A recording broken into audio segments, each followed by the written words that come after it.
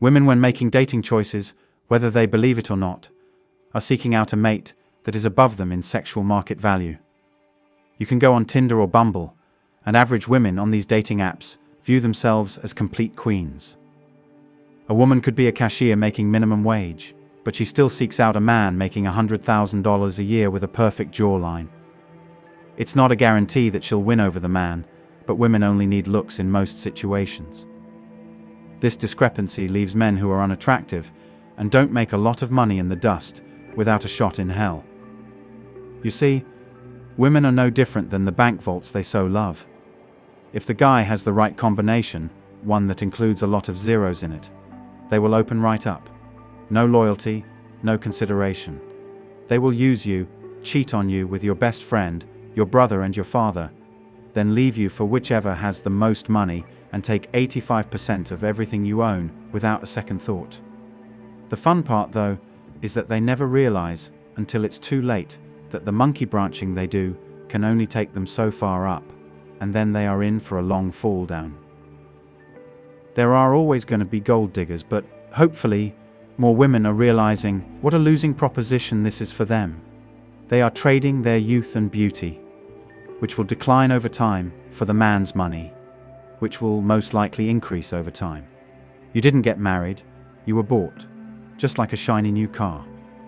As you get older, and his worth goes up, he sees that there are lots of better cars now available to him, and you get discarded.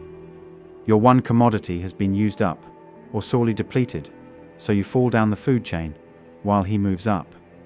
Sure, you may have popped out a few kids during the marriage, but now you are still a single parent, waiting on child support every month, and still dependent on him.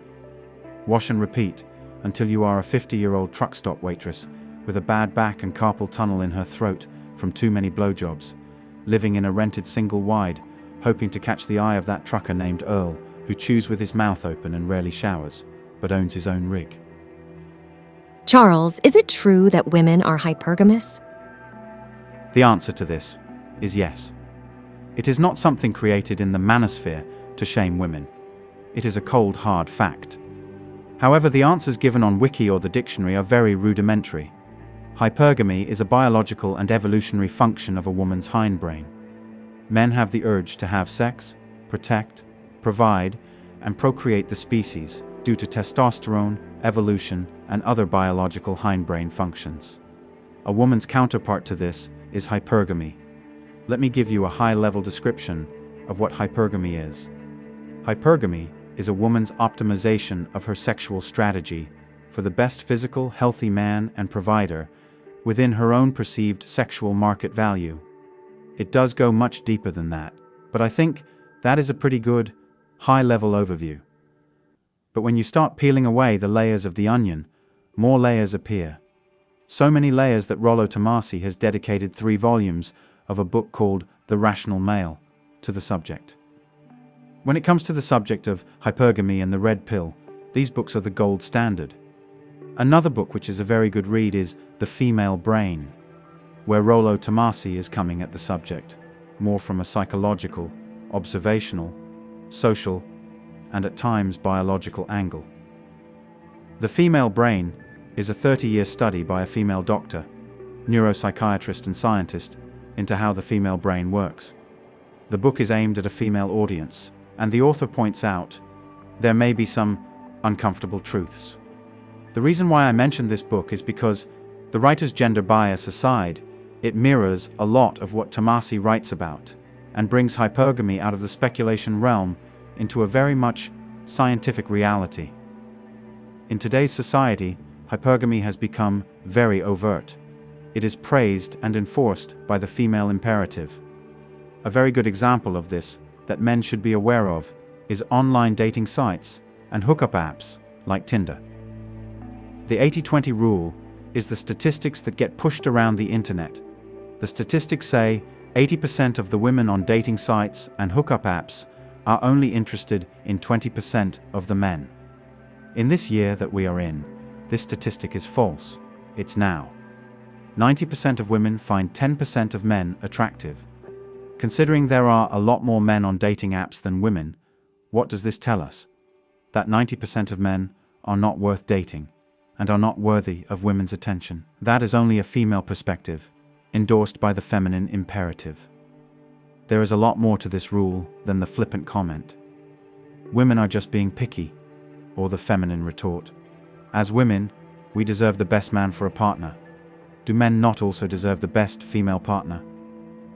From a female hypergamous perspective, the answer is no for the man. He should just be happy the woman is rewarding him with her sexual desire, negotiated or otherwise. What concerns me is how hypergamy is now becoming very open. The fact that this question is asked shows that there is already a spotlight getting shined on it. Considering the fact that The Rational Male was written in 2004, it has taken 15 years for hypergamy to start to be recognized. The manosphere gets laughed at and just shrugged off as a community of bitter, misogynistic men. At the same time, women embrace hypergamy as a get-out-of-jail-free card. Men are already on the demise. Is bringing hypergamy to the forefront just pushing that along? Men, hey, hypergamy is biology. Women, yes, we know, so I cannot be blamed for all my bad behavior, as it is hypergamy. If a man decides to become red pill aware and view the world through that lens, a man will see hypergamy everywhere in life, pushed by the feminine imperative. Advertising, movies, sitcoms, politics, the workplace, and his observations of women and couples in your everyday life. Believe me when I say that this is no conspiracy theory.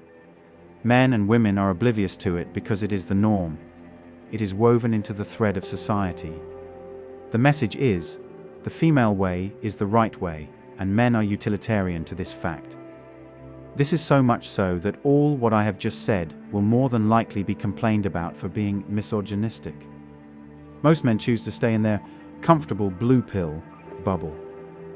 Until after 30 years of marriage, their wife takes off with the tennis coach and leaves him with nothing.